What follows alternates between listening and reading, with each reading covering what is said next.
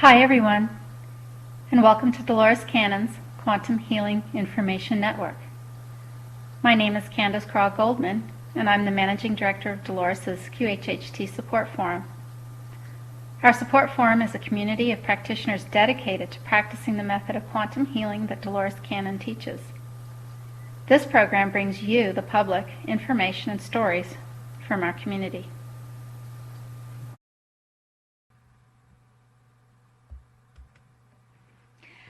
Hi everyone, my name is Candace Craw-Goldman and I'm the Managing Director of Dolores Cannon's Quantum Healing Hypnosis Technique Support Forum and community of dedicated practitioners. And today is March 5th, 2013, and I am welcoming Mindy Mitchell from Southern California, the Los Angeles area, right Mindy? Orange County. Orange County, okay, well yeah.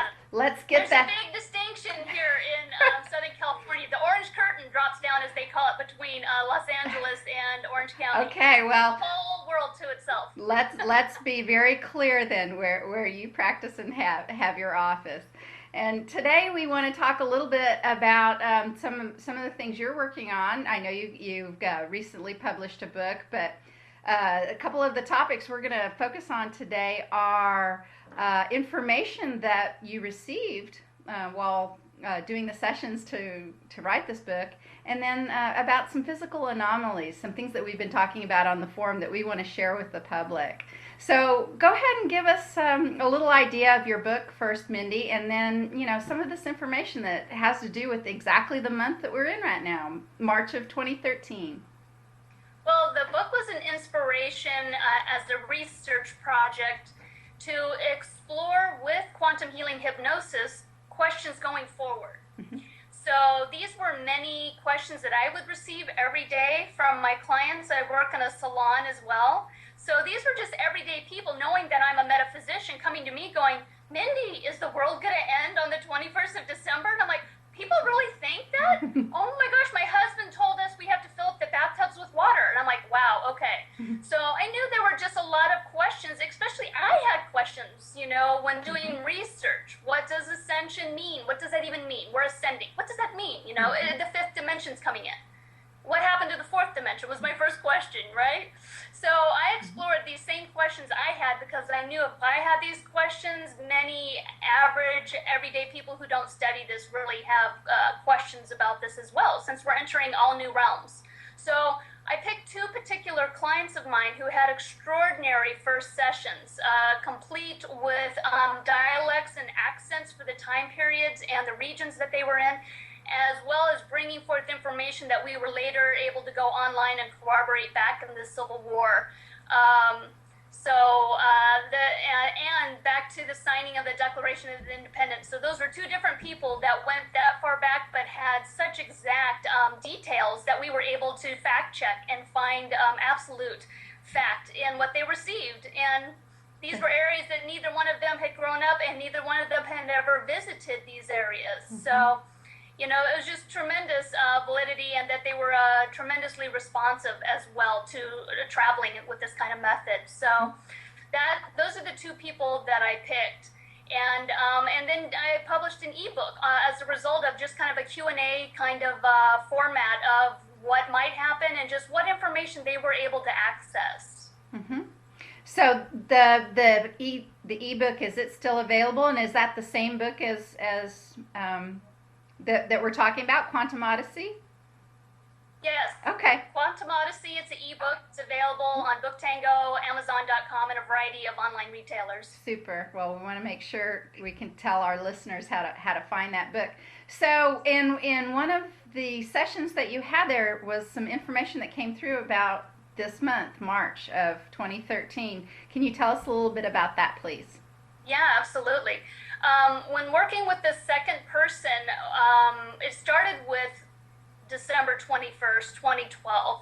And what she saw is that it was an opening, not an ending, but it was an opening, a wedge of light starting. She even kind of referred to it as the eye of the needle. We're starting to go through the eye of the needle.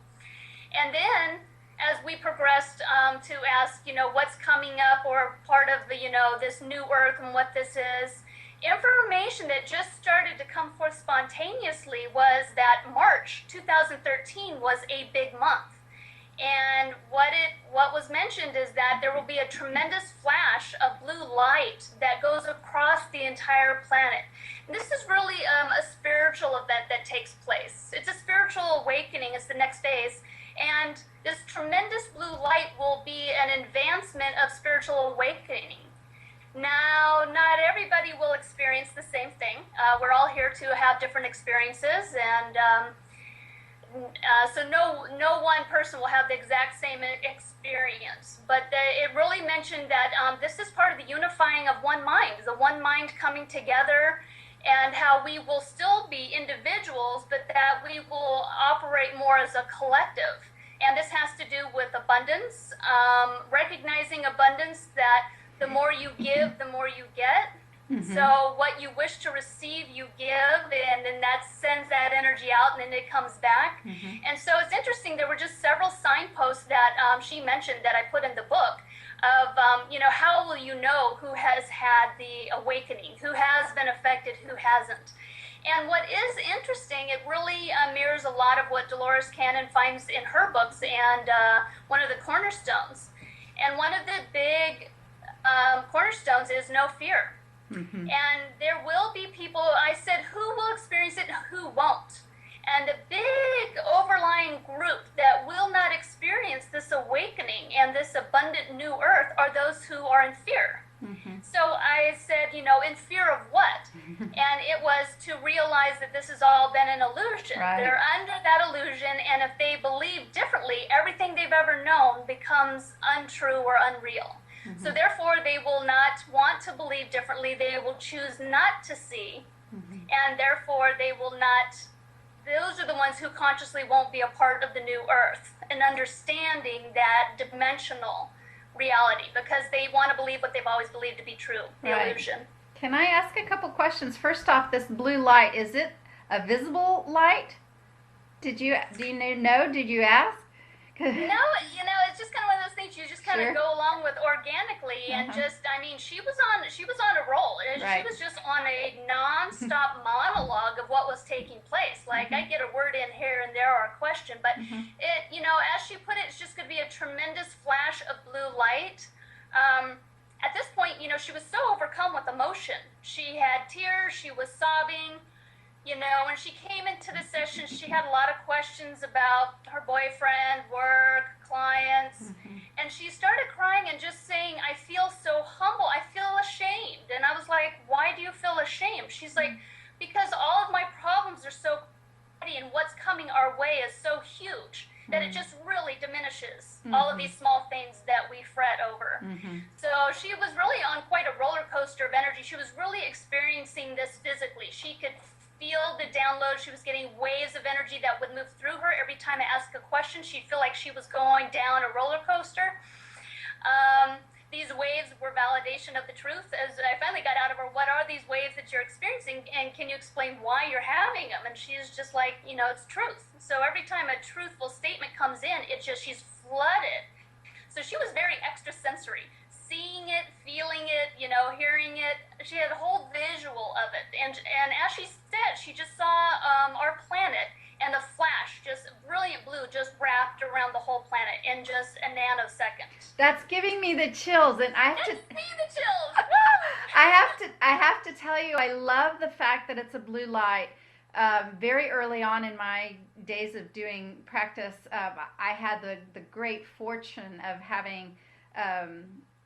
More than one session where Jesus was part of the interaction in the session with my client. But the one that I'm thinking about right now that was the most wonderful and the most beautiful was of a woman who wasn't even a practicing Christian at all. As a matter of fact, if you would have asked her, she might have said, well, maybe I'm leaning towards Buddhism, but I'm certainly not a Christian.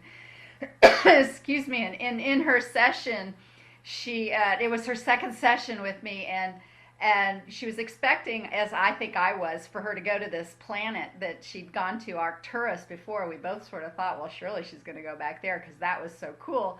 And then she said, the first thing she came off the cloud, and she said, well, I don't think I'm doing this right. And I'm sure you've heard that before. And as a practitioner, I just said, why don't you just tell me what's going on? What are you seeing? What are you experiencing? She says, I think it's Jesus standing in front of me. And it was such a beautiful session in many ways, but the part that I'm thinking of as you're describing your session with the blue light was, at one point, Jesus handed a beautiful sphere of glowing blue light and put it right in the heart of my client. And there's much to be heard about the Christ consciousness, the second coming, that, a lot of Christians call it that is a light coming to the planet, and maybe that's what that blue flashlight is. What do you think? As I think about, because I haven't read my own book in a while, as I think about it, I'm pretty sure what I asked then is this what is known as the second coming of Christ. Mm-hmm. Uh-huh. And this is when she was crying and said yes, and she was just flooded. And I was like, is this the Christ consciousness coming back? As Christ was not his body, the second coming of Christ, I personally believe is not going to be Yeshua walking down the street. Right, it's not a man. But the Christ consciousness coming back to the planet again. And I do believe it was in her session that said yes, that this is the Christ light coming back to the planet. Isn't that so there will be those who don't recognize it, and it's not, and there's no right way to experience anything. This is what I always tell my clients. You're here to experience your experience. We're all individuals. Each human being is a fingerprint of their own, a snowflake of their own. There are no two of us who are alike. No two of us are to have the same experience. So there will be those of us who do experience it, and those who don't, they're here for another reason. And every person's journey is to be honored. Well, it sounds like a wonderful session, a wonderful book. And anything else about March? Any other details that you want to mention before maybe we talk about? Just specifically, she said over and over again, March is a big month, big month. And I was like, and I got it narrowed down because I was like, what March? Right. It's gonna be 20 years from now. Right. And the other side doesn't like to mention timelines, because we as the mere mortals get really hung up on this calendar of time which doesn't exist, but nevertheless we're bound by. But she said, she was able to mention March 2013, a big month. So it didn't say where in the month, but somewhere in this month there will be a flash taking place, and it'll be exciting to see what those of us experience it, or those of us around us, experience. What's interesting to me is for a very long time I had planned quite a long trip in the latter part of March that has suddenly, for several different reasons, been canceled. And I'm going to be at home during that time, and I'm really interested in this this timing thing. Excuse me. So, yes. And some of the other things that we've been talking about on the forum have been strange anomalies, different things happening with our clients. I've had clients call and talk to me about objects appearing and disappearing right in front of their eyes, and parts of their body literally dematerializing momentarily and then coming back, and some of them are quite concerned about what's going on and if they're losing their mind. And I actually have had the great fortune to tell my clients that I experienced something quite similar doing something as mundane as folding laundry not too very long ago. My feet dematerialized, and I was very stunned. And it was not for very long, and then it came back. But I remember thinking, well, how is it that I'm even standing here if my feet are gone? And I know that's a very strange thing to say, but I was stunned. I wasn't afraid. And when it was over, it was just cool. But a lot of people could take that as being a very fearful thing. And a lot of people think, they worry about their mental capacity and what might be happening. But you're experiencing some of that too. Why don't you tell us your story about your anomaly? Well, I had this sensation in my right palm, and it felt like there was a ring, but it was a vibrating ring, an oscillating ring that just spun and vibrated at the same time. So that was the sensation in the center of my palm. It was it's even doing it a little bit right now. It was doing it day and night. hold it up so we can watch. You see through this? But so this vibrating sensation. So when I was working with that one client, the gal who saw that flash of light coming, we were working in a separate session, doing more exploratory sessions with the quantum healing. So I had her reading me. So I wasn't the one under hypnosis, she was, and then she was able to assess me. So when I asked this question, she said, I want you to stare at it. And at this point, Archangel Metatron had revealed himself that he was the one answering some of these questions for us. So her voice took on an entirely authoritative tone. It wasn't her normal cadence of speech. The temperature went up in my office, by 4 degrees and 4%. These are things I measure because a lot of people can feel that heat index coming in. And so we finally discovered that it was Archangel Metatron coming in for the sessions each time that heat index would increase. So anyway, Metatron's providing some of these answers through her and said, I want you to look at your hand. Look at your hand now. So I'm staring at my hand, and he is saying through her, what do you see? Well, at that moment, in that vibrating, in the center of the vibrating ring, it became see-through, but it was like the night sky appeared in through that circle. So it's indigo, even though I have a beige carpet underneath me, and it looks indigo through there, and I start to see some stars, and then pretty soon it was totally transparent. And then my whole hand just disappeared, so I could see my forearm and wrist, but my hand was no longer there as I looked. It just all became the carpet underneath. And at that point, what was said, because I'm like, what does this mean?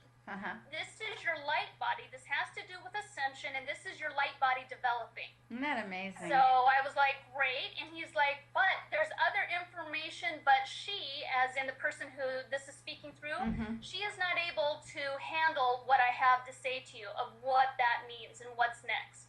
So she is not in the position to know this now. So, of course, the curiosity, but I guess I just have to find out what's too big for her to know, because she's a healer and she works with the morphogenic field. So it was just one of those things that I just have to trust and go with, But it was incredible information, and it was really exciting to see the stories that our fellow members share on the forum regarding their experiences with dematerialization. And you and your rug, you didn't even mention the rug, an actual object in your house that disappeared. That's incredible. And I know we've all had that, our keys. My pendulum just disappeared, and this is something I've had for years. It's in a bright red silk bag. I can't find it anywhere, but of course I was then forced to go make a new one with some broken parts that I had in the house, because I love divining with the pendulum. And I always look at everything meant to be. I was meant to go and make my new pendulum instead of the old one, but it's just gone. I can't find it anywhere, and I live in a 2-bedroom apartment, very small. But it's gone. So can I ask you about your hand? As I'm still so curious myself about all of this. When you were holding up your hand, that was your right hand. It was your right hand. I don't know if that means anything, but we like to ask these questions. But the question I have for you is, I know you could see through your hand, but did you feel like your hand was gone? Do you know what I mean? Do you think your hand was there, but you could see through it, or do you think the hand itself was gone? How did that feel to you? Now, frankly, physically, I did, because I was sitting still, I wasn't using it, and I was just really in a focus, semi-trance state myself of just absolute focus, to where your eyes focus is soft, and you're just sitting there, holding that thought in there. I didn't have any sensation. I wasn't trying to use it or anything. It was in a still motion, but just what occurs to me is that this is just my heartfelt feeling of it, is that that's part of us moving into parallel dimensions. So I think what it is that our body parts that are dematerializing are actually materializing in other parallel timelines. And because the veil between the timelines is dropping and disappearing, and it's been said that we do work in our astral body and what have you. I think it's happening in our waking moments now. All time is simultaneous, and I think that's part of our light body is also going to be moving at will, and that's part of that one mind that's connecting. Absolutely. Not even telepathic, because I even asked, is will we then be able to communicate telepathically? Of course, Metatron was, we already are. Humans already are. And I was like, well, most of us, more of us. More of us. So do you... Well, said we will no longer need to use telepathy because we will just know. It's different. It's higher than telepathy. Sure. This knowing that's going to come in of how we will just know what we're doing as a collective and as individuals within that collective. Mm-hmm. It mentioned that we're like birds. Right. So each bird has its personality and can fly a different way, but when the birds are flying in a flock, they're flying in unison and in perfect space, synchronized without thought, without intent. It just happens. At the same So time. that was the visual that it gave when mentioning that one mind connecting. It's beautiful. So do you think that when your hand dematerialized and my feet that they manifested or materialized in another in a bedroom somewhere, some feet just showed up and your hand just popped up somewhere in some other room or office? That's funny to think about. If if you walked into a room and just saw a hand floating there in the middle of the air, it would take a good bit of composure to not be afraid of that. And I think that, don't you think, Mindy, that that's why we're being given these experiences, but in a very tiny, small, very brief way until, we can kind of take it, because it could really, if my feet would have been gone for like 10 minutes, that could have been a little hard to handle. Right. I do believe it's given in increments, kind of priming us and getting us ready for what's going to be taking place. Because, like I said, there will be those of us who are very, very aware. There will be those who are aware but are clueless as to what's happening. Therefore, there will be a tremendous amount of fear there, because it's fear of the unknown. So there will be those of us who have been primed who could be like, okay, this is what's happening and this is how to handle it. Yep.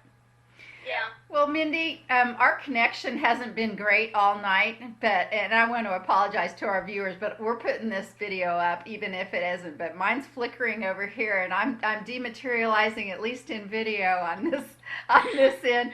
But so I'm going to wrap up here, but let's just leave our viewers, our listeners, with a little bit of some of the things that may be happening in their life that they can watch out for. One of the things that I like to tell clients or people that I'm talking to about this subject is, if they see sparkles out of the corner of their eye, or shimmers, or flashes of light, especially flashes of light when their eyes are closed, different things like that, to not discount those. Those are just the first and little beginnings of what it is that's happening that you've been talking about. Have you had any other signs or symptoms or things happen that you can tell our viewers to watch out for as well? Definitely the different frequencies of ringing in the ears. Mine switches ears. The tones are different. Sometimes they're extraordinarily high pitched where I have to grab my head. It's like a stereo feedback. Other times it's very low, and so I think those are frequencies that are adjusting codes within us. So not to just think, your ears are ringing, it's tinnitus, right, or, a medical term, that it could be downloads of frequencies. Some of the other things that I do see in my field of vision is that everything in front of me kind of waves for a minute and then stops. Kind of like a mirage. Will go cockeyed and it'll snap back into frame, like somebody has dropped the camera and then it goes straight again.